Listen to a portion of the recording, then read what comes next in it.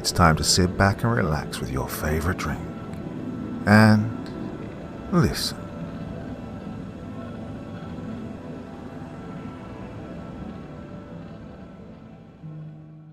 Now, my dear friends, tonight I entertain you with a Dr. CREEPEN original story. Of course, using my nom de plume, Darius McCorkindale. So, here's a little teaser to get you excited about what's in store. Oh, the ocean is vast, and some parts of it were never meant to be explored. When a marine biologist sets out into the Pacific in search for his missing sister, he follows the only lead he has, a terrified survivor who insists they should never go back. But they go anyway. Through thick fog and dead water, they find a drifting wreck, abandoned, bloodstained, and, well, just plain wrong. And something in the ocean begins to move, because whatever happened out there isn't over. I'm a marine biologist. We uncovered something deadly in the Pacific Ocean. By Darius McCorkindale. Amid the seemingly infinite expanse of the night-shrouded ocean, a solitary fishing boat ventured forth, its journey towards Bunker Island guided by the lone, silvery light of the moon. As the vessel gently rocked on the ebb and flow of the dark waters, its name, the Elizabeth Dane, barely clung to the peeling paint at the stern, a testament to the countless expeditions it had weathered. Guiding the boat through the obsidian abyss, Captain Vincent, the aged fisherman, stood as a living relic of a lifetime etched by the unforgiving ocean. His beard, as white as the cresting waves, framed a weathered face bearing the wisdom of countless years of maritime toil. The ruddy complexion told stories of sun and wind, while the corners of his mouth, stained with the enduring mark of tobacco, whispered tales of decades adrift on the briny expanse. Enshrouded in the familiar yellow slicker, Captain Vincent commanded the vessel with the steady hand of one who had witnessed the furies of the deep and prevailed. At the boat's bow, Joel Anderson, his appearance a stark contrast to the salted veteran, looked out onto the inky ocean with youthful anticipation. His face, clean-shaven, bore the hallmark of one embarking on a new voyage. As a marine biologist, he considered himself a detective of the oceans. His job was to explore, study, and protect the underwater world. His time was split between diving into the deep, spending time on boats, in labs, and underwater habitats to learn more about the many remaining mysteries of marine life.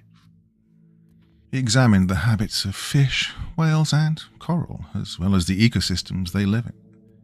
He considered his job more important now than ever, as he was helping the world understand how pollution, climate change, and human activity had affected the ocean bionetwork. Indeed, he saw his work to preserve and safeguard these crucial ecosystems as vital for future generations. But this had perhaps proven to be one mission too far. He was out of his depth, both figuratively and literally. In his trembling hands, he held a cherished photograph, a relic of happier days.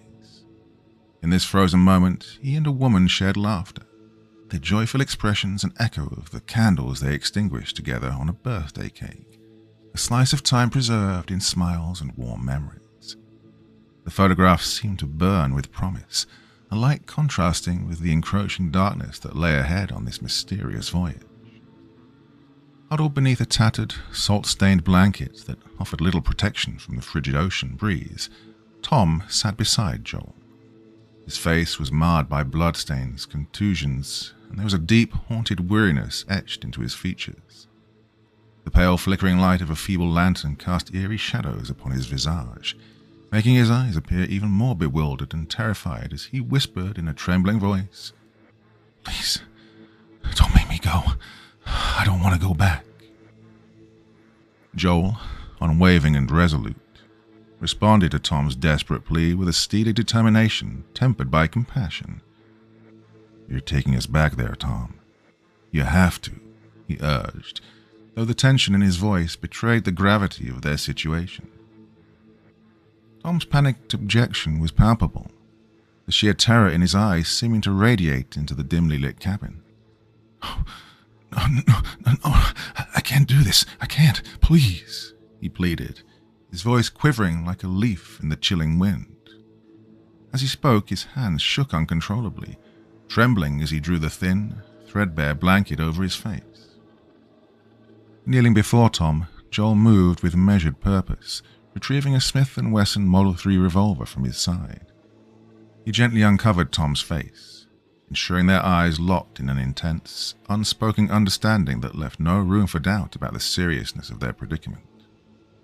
"Tom, you're taking us to the wreckage," Joel stated firmly, his voice laced with the solemnity of their situation. "Or I'm left with no choice but to shoot you and consign your body to the unforgiving ocean." Fighting back tears and casting a desperate glance toward Captain Vincent, who had shifted his gaze away, perhaps unable to bear the distressing scene unfolding before him, Tom found himself torn between the horrors of the past and the perilous journey that lay ahead. Tom's words hung in the air, heavy with despair and resignation. "Maybe I'm better off with the bullet," he muttered, his voice a mere whisper beneath the vast, star-studded canopy of the night sky. The weight of their situation pressed upon them, and the sense of impending doom loomed ominously over the Elizabeth Dane. Joel, holstering the pistol back in his waistband, turned his gaze back to the water ahead. His steely resolve contrasted with the uncertainty that gnawed at his very soul. The fathomless depths of the ocean seemed to hold secrets darker than the night itself. Sensing the palpable tension gripping the boat, Captain Vincent cleared his throat, a subtle signal that he sought a private conversation with Joel. Tom took this as a cue to descend into the ship's cabin. The cabin, a claustrophobic refuge within the boat's bowels, offered the illusion of sanctuary, if only temporary, from the relentless disquiet that permeated their journey. Alone in the cabin, away from the watchful eyes of Joel and Captain Vincent, Tom gingerly uncovered his bandaged arm. The makeshift dressing revealed a grotesque, festering bite mark, evidence of a malevolent encounter hidden from plain sight. The surrounding skin had taken an ominous shade of black, a silent harbinger of the lurking horrors he feared they would soon all face. With each passing moment, the fishing boat continued to cleave through the mysteries of the open ocean, its passengers burdened not only by the weight of their own secrets, but also by the impending dread that clung to them like an unseen shroud. Beneath the vast expanse of the night sky, the Elizabeth Dane forged ahead, its aging mariner, Captain Vincent, navigating with a furrowed brow and a sense of trepidation etched into the weathered lines of his countenance. He voiced his reservations, seeking solace in the counsel of Joel. "Is this really the best idea?" Captain Vincent questioned, the timbre of his voice carrying the weight of uncertainty. "When that man washed ashore, he was babbling gibberish about ocean monsters and such. But he wasn't thinking straight." Joel, his determination resolute, responded to the seasoned fisherman with an ironclad resolve. "It's my sister. I must find her. This man survived whatever ordeal they faced. There's a chance she did too." Captain Vincent, still burdened by unease, muttered under his breath, "I just don't like our chances, that's all." The foreboding atmosphere on the boat hung in the air like a damp, oppressive mist. Yet despite the mounting uncertainty and forewarnings of danger, Joel remained unyielding in his commitment.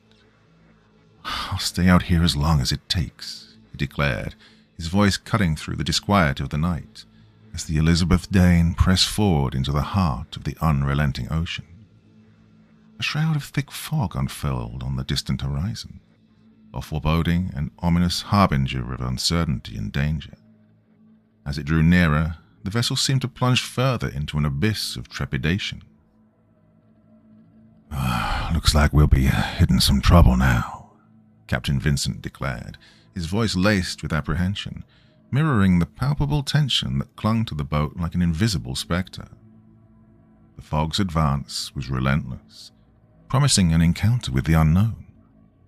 Joel, his resolve tested by the encroaching gloom, turned to confront the approaching curtain of mist, his exasperation finding voice in a muttered oath. Oh, shit. He could feel Tom, who'd emerged now from the cabin below, cowering in fear throughout their harrowing journey, peering over the side of the boat, locking his eyes onto the advancing fog. "Well, we're here," Tom whispered, his voice trembling with dread, as though uttering the words would summon forth the very horrors he feared. Joel, his sense of urgency now mounting, stepped closer to Tom, his voice trembling. "What do you mean? Where's here?" Tom, the weight of his ominous premonition bearing down on him, warned again in a trembling voice. "We're not far from Bunker Island now. The fog, it emerges from the darkness. I'm telling you for the last time not to do this. Death awaits those who venture into the fog." In response, Joel brandished his weapon, emphasizing his firm resolve. "Well then, I'll shoot death in the face." He signaled to Captain Vincent to continue their perilous journey, his fortitude evident as the boat pressed forward, disappearing into the dense white fog. Within the heart of this impenetrable shroud, visibility was limited at best, and an eerie silence enveloped their surroundings, broken only by the soft, rhythmic churning of the boat's engine.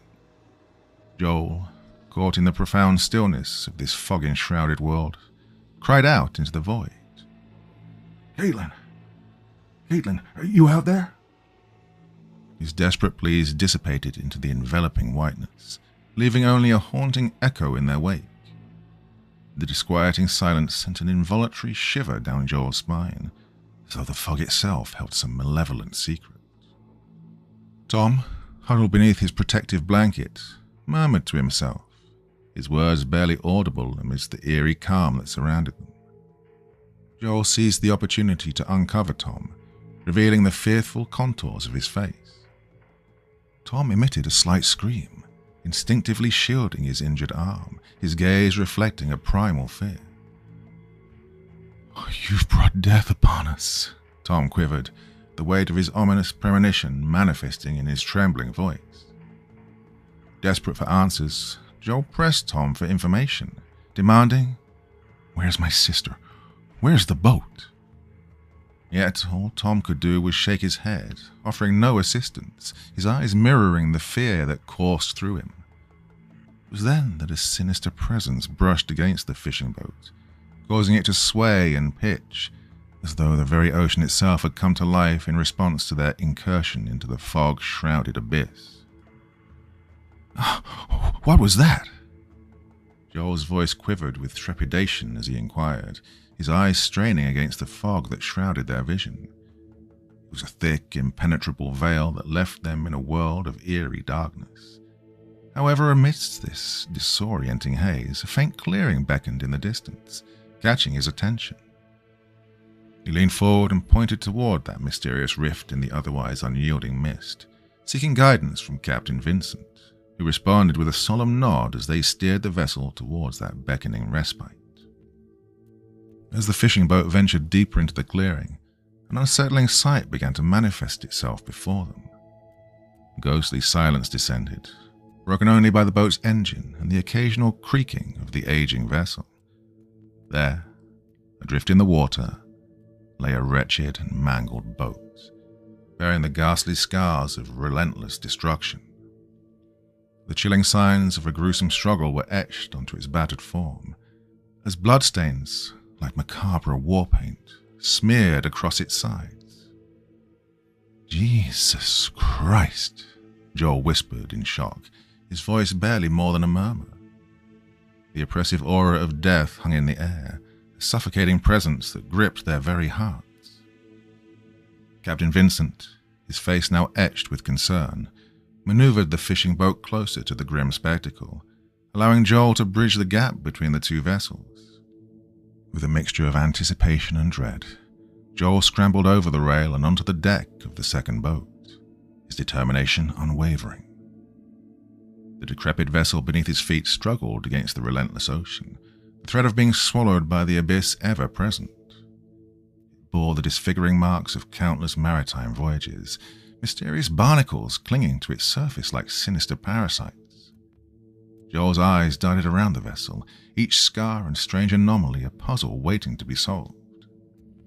Yet a sense of denial washed over him as he inspected the name engraved on the stern.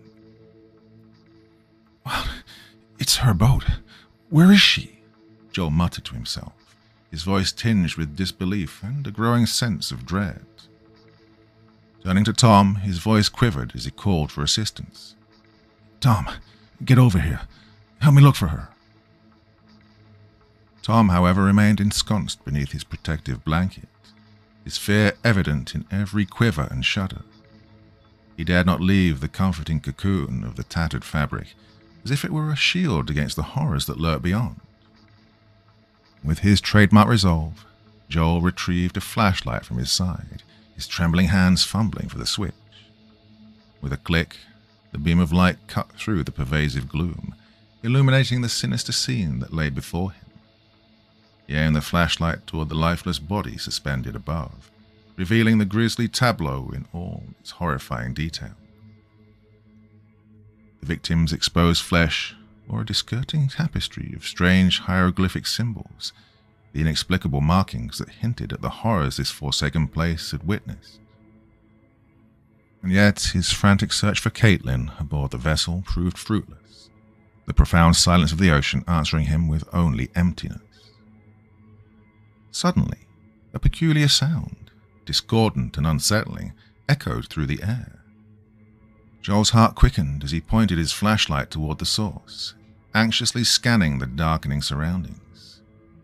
His voice pierced the impending storm, filled with concern and mounting dread, as he called out into the looming gloom. "Caitlin!"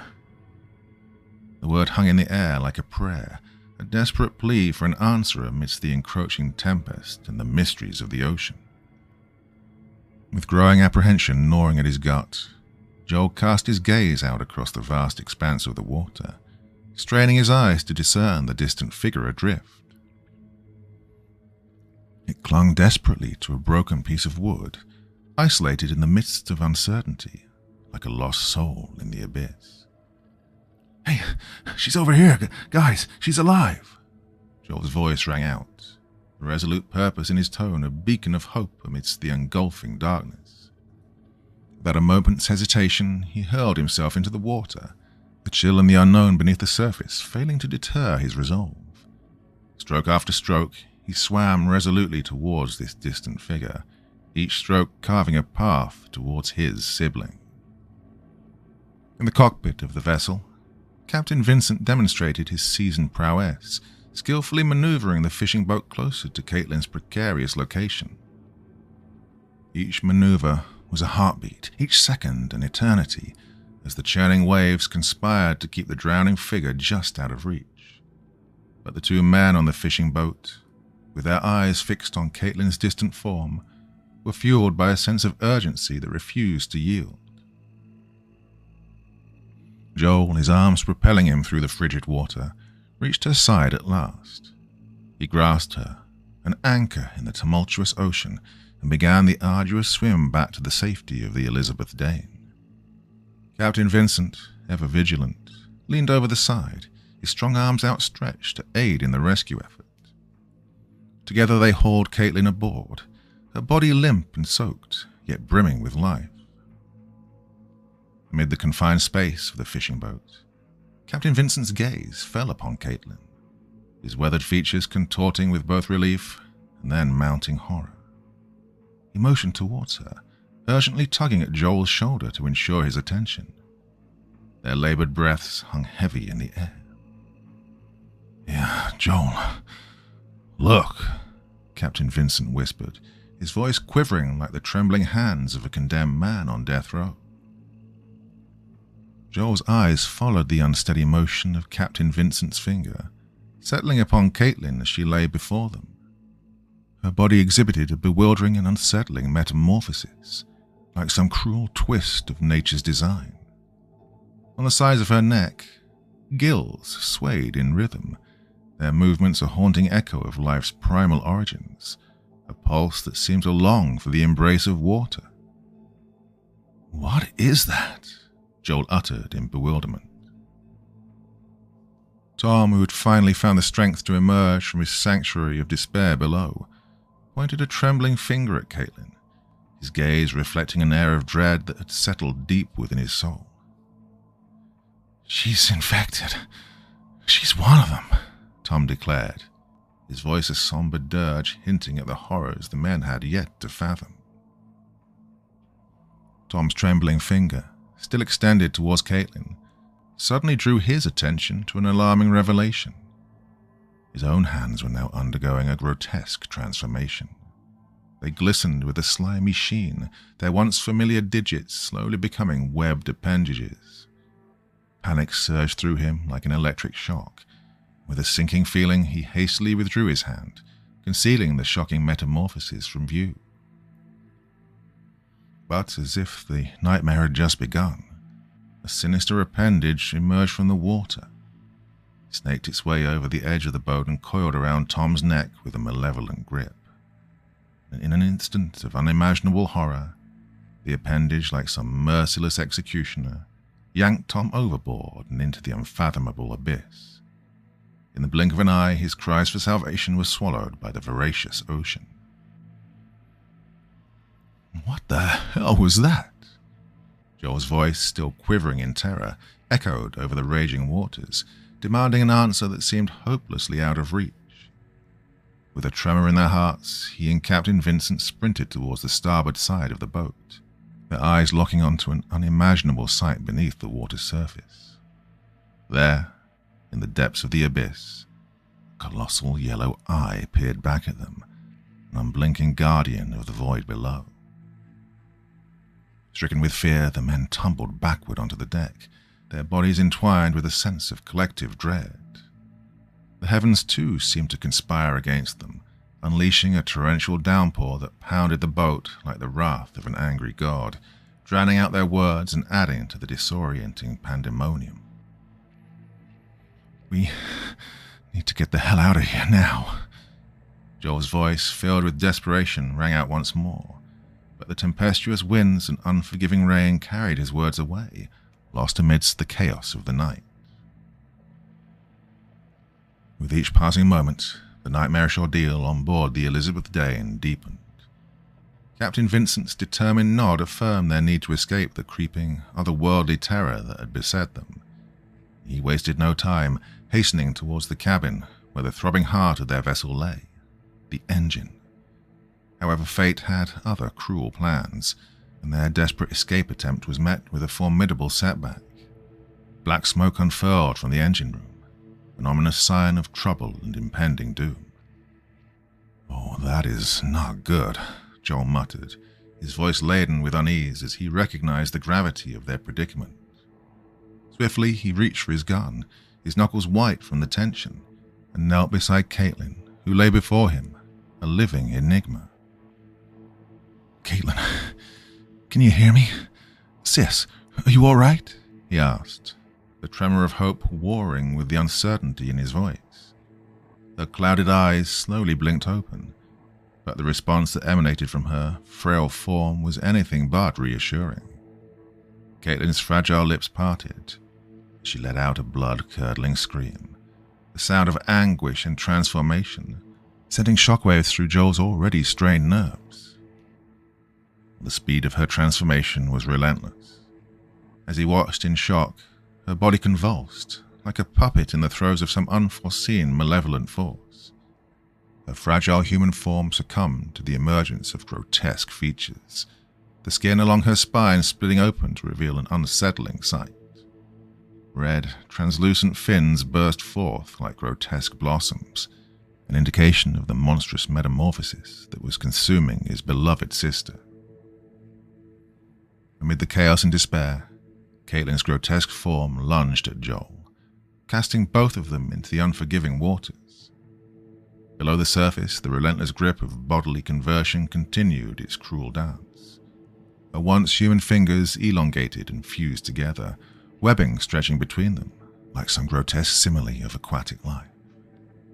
Gasping for air, Joel fought his way back to the water's surface. The tempest raged on around him, but he somehow found the strength to persevere. Struggling, he swam back to the fishing boat, hoisting himself aboard in a struggle against the relentless currents. He targeted the stern for his ascent, the one area he could reach without requiring assistance. His eyes now scanned the boat's interior, a frantic search for his only means of defense. His heart sank as he realized that the gun he'd so desperately clung to was now lost to the unforgiving ocean. In the cabin, a beacon of hope emerged as Captain Vincent's relentless efforts bore fruit, the engine roaring back to life. The boat, however, battered by the relentless rain, seemed to shudder as if in protest. Yet amidst the tumultuous deluge, the respite they had prayed for was but a fleeting illusion. In that moment, another sinister tentacle emerged from the depths, its serpentine form lashing out with malevolence. It struck at Joel and Captain Vincent, damaging the boat's mast with ruthless force, leaving destruction and chaos in its wake. The monstrous appendage then vanished once more beneath the turbulent waves, returning to the abyss from which it had come. As the boat teetered on the brink of destruction, two webbed hands, formerly the very image of humanity and kinship, breached the surface. They emerged as grotesque perversions of their former selves, severed from the bonds of familiarity by an eerie and ominous transformation.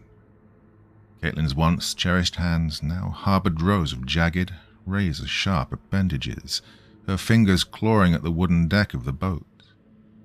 With a surreal grace, she inched closer, her nails scraping across the wooden planks, her lower extremities now fused into a mermaid-like tail. "Joel, help me." This haunting whisper escaped her now monstrous maw. The voice was an agonized plea, hanging in the air like a spectral echo. As she crept closer, the darkness within her eyes seemed to devour what little remained of her humanity, leaving only a haunting shell of the sister that Joel had once known. Captain Vincent, his spirit shaken yet resolute, voiced a stark warning, his words laden with the gravity of their situation. "We need to leave now. That's not your sister anymore." With steady purpose, he marched back to the helm, leaving Tom, who was succumbing to the same horrifying transformation, stranded on the treacherous deck. The confrontation had escalated into a nightmarish representation of grotesque transformation. Tom's once human visage had given way to a dreadful amalgamation of scales, yellowed eyes, and gills that clung to the sides of his neck like grotesque adornments. The initial wound, once seemingly a mere point of injury, now pulsated ominously, a macabre indication of the relentless metamorphosis that had claimed him.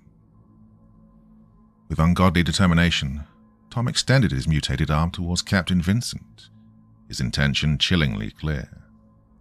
A harrowing struggle unfolded between the two former companions, the dance of survival in this nightmarish abyss taking on an even darker hue.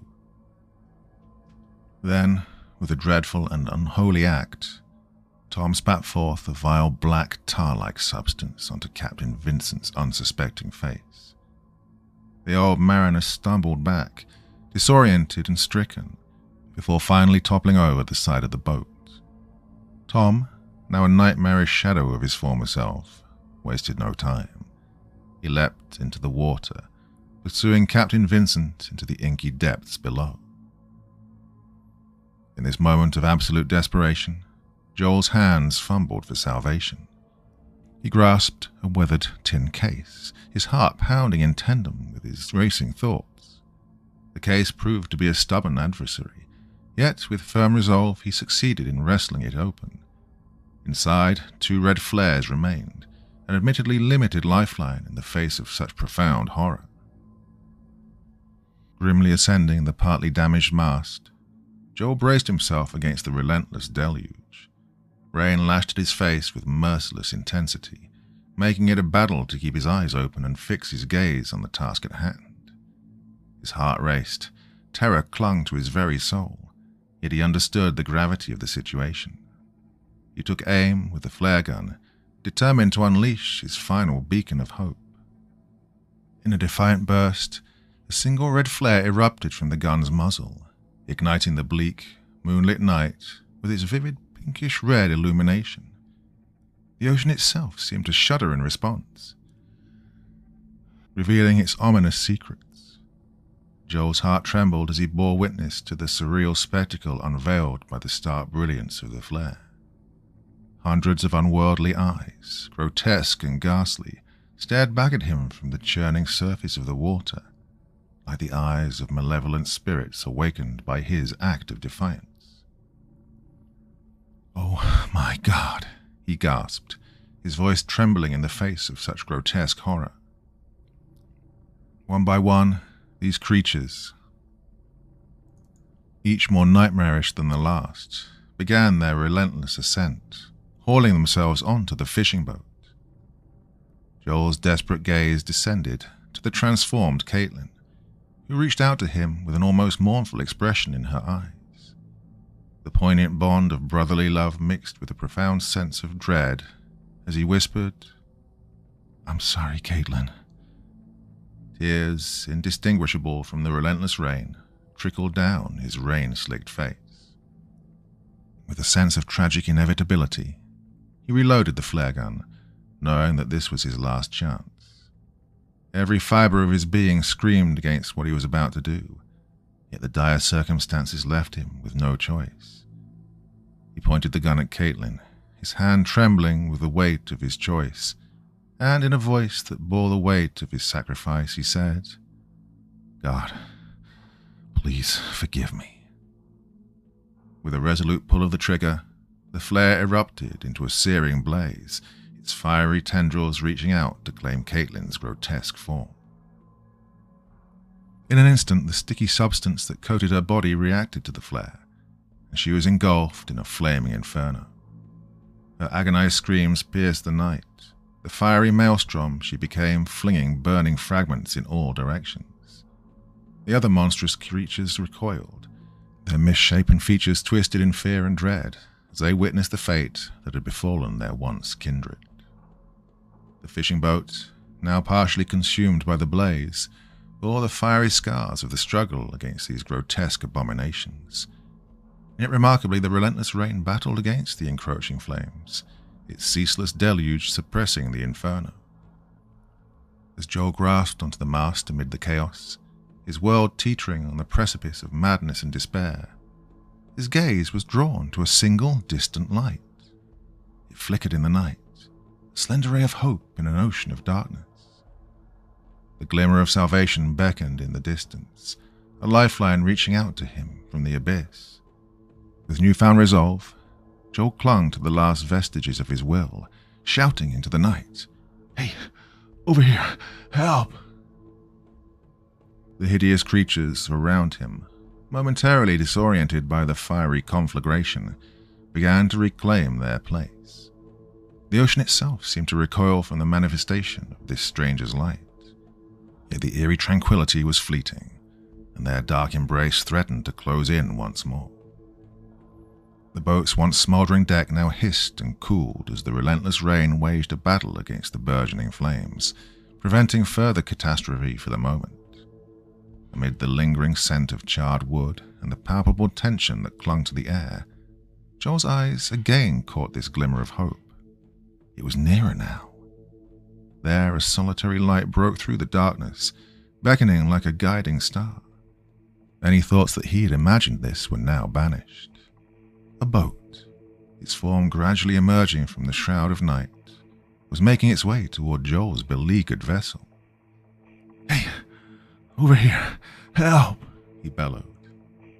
The sound of his own voice carried away by the restless wind and absorbed by the expanse of the ocean. Yet this cry was not in vain. The approaching boat, like a guardian angel descending from the heavens, continued its steadfast approach, its engine a persistent beacon of hope. Relief cascaded over Joel like a cleansing wave as he realized that help was on the way. His shouts, though born of despair, had reached sympathetic ears. The abominable tentacles, restless in their pursuit of destruction, slithered once more from the inky depths, wrapping around the beleaguered fishing boat with a sinister embrace. The vessel, already badly damaged by the harrowing events that had unfolded, protested against this fresh assault, its wooden bones creaking and groaning in protest under the relentless pressure of this otherworldly appendage. Tighter they gripped, tighter still. Joel clung to the mast for dear life as the boat succumbed to the unfathomable might of the tentacles. With a deafening crack, the boat splintered in two, like a fragile twig in the grasp of an otherworldly force. Water rushed in, swallowing the wreckage and all who clung to it. All that remained for Joel to do was hope that the boat would reach him in time.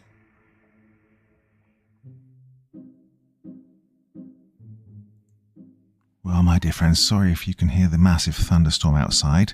Actually, it's pretty fitting for this story, to be honest with you, isn't it? So yeah, there's all kinds of stuff coming down. It's the beginning of May, and it's beautiful, hot, sunny weather, but with a hint of, those storms coming through as well. So actually, this is my favourite weather of anything, really. So anyway, what thoughts, feelings about that story? It's something I wrote a couple of years ago. I wasn't quite happy with how I did it, so I've gone back and kind of revised it, and I hope you enjoyed this new version. A bit Lovecraftian was my intention with this. I haven't written that much for a while because I'm just too damn busy, to be honest with you, but always go into a story with some intention of what I want to do, where I want to go, kind of things I want to do with it. So that was, hints of, old school Lovecraft was definitely on my mind with that one. Anyway, yeah, enough of me waffling. Ooh, can you hear the thunder? Ooh, it's a good one tonight. Well, that's it for this Saturday evening. I'll be back again tomorrow, I think. Yep. Till then, have a good one, my dear friends, and I'll see you soon.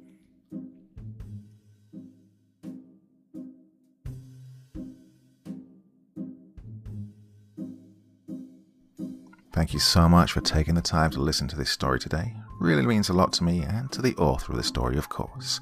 Well, if you want to know more about me, I'm pretty much everywhere on social media. You can find me on Facebook, Twitter, Instagram. You can download my music on SoundCloud. I've got a Patreon if you feel like. Throw me $1 or $2. Very much appreciated. And of course, on Reddit, I have a place where you can leave stories if you want me to read one that you've written. Well, hoping to see you all again very soon. Till then, sweet dreams. Bye-bye.